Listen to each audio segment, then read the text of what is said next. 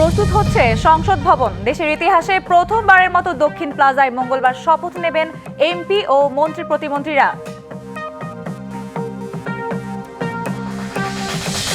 গুলশানে নিজ কার্যালয়ে তারেক রহমানের ব্যস্ততা। প্রস্তুত হচ্ছে মন্ত্রিসভা।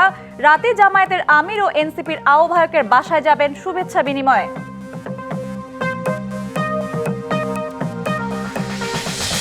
ভোটে অনিয়মের প্রতিবাদে আগামীকাল বিক্ষোভের ঘোষণা দিয়েছে জামায়াতের নেতৃত্বে 11 দলীয় জোটের।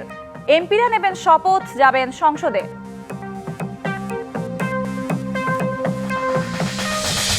এবং বিএনপি সরকার গঠনের পর ভারতের সাথে স্বাভাবিক সম্পর্ক হবে অচিরেই, মনে করেন বিশ্লেষকরা। আগামী আমেরিকা চীনের সঙ্গেও। রীতি ভেঙে নতুন এমপি ও সরকারের মন্ত্রী প্রতিমন্ত্রীদের শপথ জাতীয় সংসদ ভবনের দক্ষিণ প্লাজায় অনুষ্ঠিত হচ্ছে মঙ্গলবার। সংসদ সদস্যদের শপথ পড়াবেন প্রধান নির্বাচন কমিশনার। এরই মধ্যে শুরু হয়েছে প্রস্তুতি। নির্বাচন কমিশনার আনোয়ারুল ইসলাম সরকার সাংবাদিকদের জানিয়েছেন, এএমএম নাসির উদ্দিনের শপথ পাঠ করানোর বিষয়ে চিঠি পাওয়া যেতে পারে আজ। শুক্রবার রাতে নির্বাচনে বিজয়ী 297 জন সংসদ সদস্যের গ্যাজেট প্রকাশের পর এবার নতুন সরকারের শপথ গ্রহণের পালা। মঙ্গলবার সকাল 10টায় জাতীয় সংসদ ভবনের দক্ষিণ প্লাজায় সংসদ সদস্যদের শপথ পড়ানোর প্রস্তুতি চলছে, যা এতদিন হতো সংসদ ভবনের অভ্যন্তরে। শপথ পাঠ করানো নিয়ে আলোচনা ছিল। গ্যাজেট প্রকাশের 3 দিনের মধ্যে স্পিকার বা তার মনোনীত কেউ এমপিদের শপথ না পড়ান, তাহলে পরবর্তী 3 দিনের মধ্যে প্রধান নির্বাচন কমিশনারের শপথ পড়ানোর কথা। এই বাস্তবতায় মঙ্গলবার শপথ পড়াতে যাচ্ছেন সিইসি। মঙ্গলবার দিন সকাল 10টার সময় সংসদ সদস্যদের শপথ হচ্ছে। যেরকম পরিস্থিতি আমি ধারণা করছি যেটা প্রধান নির্বাচন কমিশনার করাবেন। এরপর পরই বিএনপি থেকে আমাদের জানানো হয়েছে যে ওনারা ওইখানে বসেই ওই শপথের পরপরই ওনাদের সংসদীয় দলের যে প্রধান তাকে নির্বাচিত করবেন, হয়তো 11:30-12টার দিকে। আর বিকাল 4টায় সাউথ প্লাজাতে শপথ অনুষ্ঠান হবে মন্ত্রিসভার। সংসদ সদস্যদের শপথ গ্রহণের পর নির্বাচনে সংখ্যাগরিষ্ঠ দল তাদের সংসদীয় দলের নেতা নির্বাচন করবেন। এরপর সংসদীয় দলের নেতা রাষ্ট্রপতির কাছে সংখ্যাগরিষ্ঠ সদস্যের আস্থাভাজন হওয়ার বিষয়টি আনুষ্ঠানিকভাবে জানাবেন। রাষ্ট্রপতি তখন তাকে নিয়ম অনুযায়ী প্রধানমন্ত্রী পদে নিয়োগ দেবেন এবং নতুন মন্ত্রিসভা গঠনের আহ্বান জানাবেন। আর মন্ত্রিসভার সদস্যদের শপথ বঙ্গভবনের দরবার হলে অনুষ্ঠিত হওয়ার রেওয়াজ ছিল। এবার রেওয়াজ ভাঙছে। সংসদের দক্ষিণ প্লাজাতেই শপথ বাক্য পাঠ করাবেন রাষ্ট্রপতি। মেহের মনি, ডিবিসি নিউজ, ঢাকা। তারেক রহমানের নেতৃত্বে নতুন সরকারের শপথ অনুষ্ঠানে ভারতের প্রধানমন্ত্রী নরেন্দ্র মোদীর যোগ দেওয়ার সম্ভাবনা কম, এমনটাই জানিয়েছে ভারতের সংবাদ মাধ্যম এনডিটিভি। প্রতিবেদনে জানানো হয়েছে, একই দিন মুম্বাইয়ে ফ্রান্সের প্রেসিডেন্ট ইমানুয়েল ম্যাক্রনের সঙ্গে পূর্ব নির্ধারিত কর্মসূচি থাকায় ঢাকায় আসতে পারছেন না ভারতীয় প্রধানমন্ত্রী। তার পরিবর্তে পররাষ্ট্রমন্ত্রী এস জয়শঙ্কর অথবা ভাইস প্রেসিডেন্ট সিপি রাধাকৃষ্ণন দেশটির প্রতিনিধিত্ব করতে পারেন। বাংলাদেশের নতুন সরকার শপথ নিতে যাচ্ছে আগামী 17ই ফেব্রুয়ারি। শপথ অনুষ্ঠানে অংশ নিতে 13 দেশের সরকার প্রধানকে আমন্ত্রণ জানিয়েছে অন্তর্বর্তী সরকার। আমন্ত্রিত দেশগুলোর মধ্যে রয়েছে ভারত, চীন, সৌদি আরব, পাকিস্তান, তুরস্ক, সংযুক্ত আরব আমিরাত, কাতার, মালয়েশিয়া, ব্রুনেই, শ্রীলঙ্কা, নেপাল, মালদ্বীপ ও ভুটান। গুলশানের নিজ কার্যালয়ে ব্যস্ত সময় কাটাচ্ছেন বিএনপি চেয়ারম্যান তারেক রহমান। দলের নির্বাচিত সংসদ সদস্য ও শীর্ষ নেতাদের সঙ্গে করছেন বৈঠক। মন্ত্রী প্রতিমন্ত্রীদের তালিকা চূড়ান্ত করা হচ্ছে। রবিবার দুপুর 12:30টার দিকে নিজ কার্যালয়ে আসেন বিএনপি চেয়ারম্যান। এদিকে 17 বছরের নির্বাচন শেষে দেশে ফেরার পর নির্বাচনে বিএনপির নিরঙ্কুশ বিজয়ে নেতৃত্ব দেন দলটির চেয়ারম্যান তারেক রহমান। এবার দেশের রাজনৈতিক সংস্কৃতি পরিবর্তনে নিলেন অভূতপূর্ব এক সিদ্ধান্ত। জাতীয় নির্বাচনের মাঠে প্রতিপক্ষ জামায়াতের আমির ডাক্তার শফিকুর রহমান এবং এনসিপির আহ্বায়ক নাহিদ ইসলামের বাসায় যাচ্ছেন বিএনপির চেয়ারম্যান। বিএনপি চেয়ারম্যানের প্রেস উইং জানিয়েছে, আজ সন্ধ্যা 7টায় শফিকুর রহমান ও রাত 8টায় তারেক রহমান যাবেন নাহিদ ইসলামের বাসায়। ভোটে বিএনপির বিপুল জয়ে নতুন মোড়ে বাংলাদেশ। দলটির সমর্থকদের আশা, তারেক রহমানের নেতৃত্বে দেশ আরও ভালোর দিকে এগিয়ে যাবে। সমর্থকদের মন্তব্য নিয়ে এমন একটি প্রতিবেদন প্রকাশ করেছে কাতার ভিত্তিক গণমাধ্যম আল জাজিরা।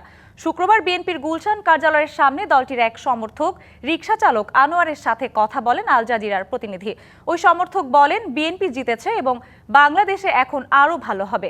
বলেন, নির্বাচনী প্রচারে তারেক রহমান বারবার দেশে গণতন্ত্রের প্রতিশ্রুতি দিয়েছেন। দলটির নির্বাচন পরিচালনা কমিটির মুখপাত্র মাহাদি আমিন বলেন, নাগরিকদের অধিকার ও স্বাধীনতা রক্ষার প্রতিশ্রুতি দিয়েছেন তারেক রহমান।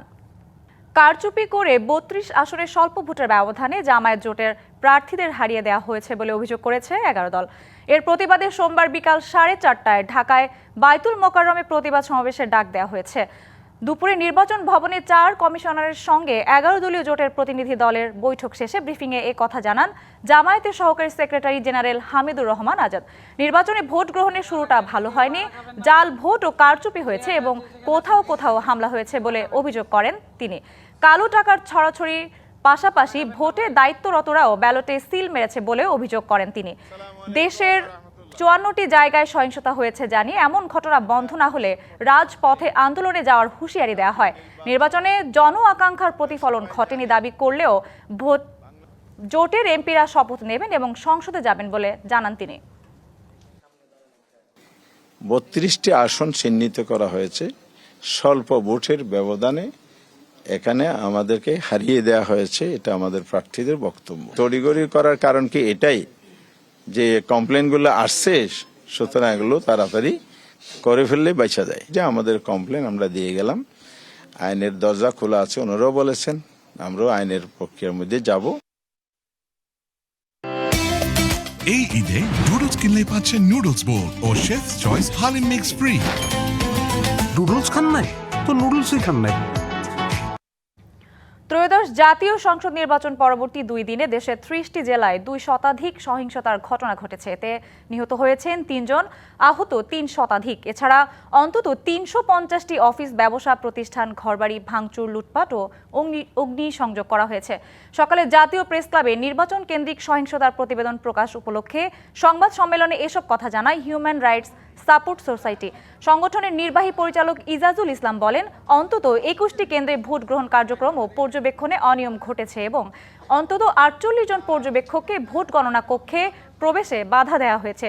জুলাই গণ অভ্যুত্থানের পর রাজনৈতিক দলগুলোর কাছে গণতান্ত্রিক যে প্রত্যাশা করেছিল দেশবাসী তা পূরণ হয়নি।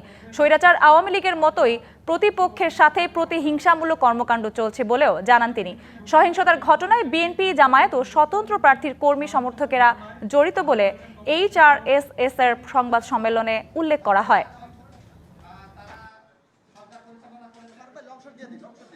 রাজনৈতিক সংস্কৃতির যে পরিবর্তন আমরা সবাই প্রত্যাশা করেছিলাম যে 2024 সালের এই স্বৈরাচার সরকারের পতনের পরে একটা সুন্দর পরিবেশ বাংলাদেশে বিরাজ করবে। রাজনৈতিক দলগুলো তাদের কালচার পরিবর্তন করবে, তাদের মধ্যে গণতন্ত্র প্রতিষ্ঠা করবে। আমাদের সেই প্রত্যাশা পূরণ হচ্ছে না। 12 ফেব্রুয়ারি নির্বাচনের পর বদলে গেছে বাংলাদেশের ভেতর বাইরের অনেক কিছু। একদিন পর বিএনপি চেয়ারম্যান তারেক রহমানের নেতৃত্বে গঠিত হতে যাচ্ছে নতুন সরকার। বন্ধু দেশ, বড় অর্থনীতির দেশগুলোর সাথে কেমন হবে নতুন সরকারের কূটনীতি, সেই প্রশ্নটা বড় হয়ে দেখা দিচ্ছে।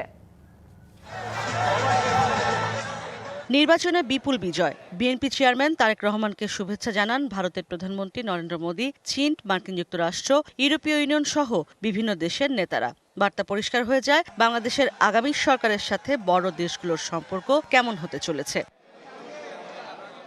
নির্বাচনোত্তর সংবাদ সম্মেলনে পররাষ্ট্রনীতি কেমন হবে নতুন সরকারের, দেশি বিদেশি সাংবাদিকরা প্রশ্ন করেন তারেক রহমানকে। বিজয়ী দলনেতার জবাব আগের মতোই দৃঢ় আর স্পষ্ট, সবার আগে Bangladesh. Foreign policy which is the interest of Bangladesh and the interest of Bangladeshi people comes first. আন্তর্জাতিক সম্পর্ক বিশ্লেষকরা আশা করছেন প্রতিবেশী ভারতের সাথে সম্পর্ক স্বাভাবিক হবে অচিরেই। তবে তাদেরও বিশেষ কোনো দলকেন্দ্রিক রাজনীতি থেকে বের হতে হবে। যেহেতু ভারতের সাথে সম্পর্ক গত 1.5 বছরে খারাপ হয়েছে, বাংলাদেশের জনগণের যে এই আকাঙ্ক্ষা, আশা যেটা করছে সেটা হলো সম্পর্কটার মধ্যে যেন মিউচুয়াল রেসপেক্ট থাকে। বিগত সরকারের সাথে সম্পর্ক ভালো ছিল, কিন্তু এটা সরকার কেন্দ্রিক সম্পর্ক তৈরি হয়েছিল। বন্ধুত্বটা হবে কিসের ভিত্তিতে? সমতা এবং মর্যাদার ভিত্তিতে, সমমর্যাদার ভিত্তিতে। সেটা যদি ঠিক থাকে তাহলে আমাদের সমস্যা হওয়া উচিত না। কারণ আগে যে পররাষ্ট্রনীতি ছিল আগের সরকার, সেটাতে অনেকেরই আপত্তি ছিল যে অনেক বেশি ভারতের প্রতি বেশি ঝুঁকেছিল। যুক্তরাষ্ট্র, চীনের সাথেও সম্পর্ক গতিশীল হবে মনে করেন তারা। যে চীনের সাথেও বাংলাদেশের একটা বড় সম্পর্ক, এবং ওটা বড় আকারেই কিন্তু অর্থনৈতিক সম্পর্ক।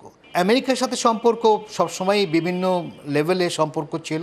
সে বাণিজ্যের ব্যাপারে কিন্তু মনে রাখতে হবে যে অন্য দেশের সাথে কি সম্পর্ক, সেটাও কিন্তু খুব ইম্পর্ট্যান্ট। নতুন সরকার সাধারণ মানুষের প্রত্যাশা আকাশ ছোঁয়া। এরই মধ্যে কূটনীতিতে দৃশ্যমান চ্যালেঞ্জ হবে বন্ধু দেশ থেকে বিনিয়োগ নিয়ে আসা। ইশরাত জাহান উর্মি, ডিবিসি নিউজ, ঢাকা। ত্রয়োদশ জাতীয় নির্বাচনের ফলাফলের প্রভাব পড়েছে দেশের শেয়ার বাজারে।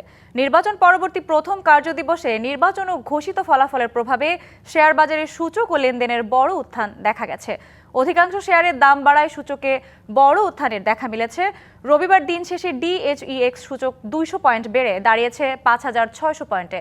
গত 5 মাসের মধ্যে এটি ডিএইচইএক্স সূচকের সর্বোচ্চ অবস্থান। লেনদেনে 364টি কোম্পানির শেয়ার দর বেড়েছে, কমেছে মাত্র 26টির ও আগের দরে হাত বদল হয় 4টির। এ সময় ডিএইচইতে মোট লেনদেন হয়েছে 1275 কোটি টাকার। লেনদেনের শীর্ষে রয়েছে city bank, Dhaka bank, square pharma, BRAC bank, Bangladesh shipping corporation, Robi. লেনদেনের এই ধারা অব্যাহত থাকলে দিন শেষে লেনদেন 1,500 কোটি টাকা ছাড়াতে পারে বলে আশা করছেন শেয়ার বাজার সংশ্লিষ্টরা। যুক্তরাষ্ট্র ইউরোপকে আলাদা করতে চায় না, বরং সম্পর্ক আরও সুদৃঢ় করে একসঙ্গে কাজ করতে চায় বললেন মার্কিন পররাষ্ট্রমন্ত্রী মার্কো রুবিও। জার্মানিতে 62তম মিউনিখ নিরাপত্তা সম্মেলনে যোগ দিয়ে তিনি কথা বলেন। এ সময় তিনি ইউরোপের অভিবাসন ও জলবায়ু নীতির সমালোচনা করে বলেন, সীমান্ত খুলে দেয়া আর কঠোর জলবায়ু নীতি সাধারণ মানুষের ওপর চাপ তৈরি করছে। সম্মেলনে রাশিয়া ইউক্রেনের চলমান যুদ্ধ নিয়েও আলোচনা হয়েছে। ইউরোপীয় নেতাদের শঙ্কা, যুক্তরাষ্ট্র ও রাশিয়ার মধ্যে কোনো সমঝোতা হলে বড় ধরনের ছাড় দিতে হতে পারে ইউক্রেনকে। 3 দিনের এই সম্মেলনে প্রায় 50 জন বিশ্ব নেতার অংশ নেওয়ার কথা রয়েছে। সংবাদে এই ছিল এখনকার মতো। ডিবিসি নিউজের সংবাদগুলো পড়তে ভিজিট করুন dbcnews.tv আর ভিজিট করুন ডিবিসির ফেসবুক পেজ এবং ইউটিউব চ্যানেল। ডিবিসির সঙ্গেই থাকুন।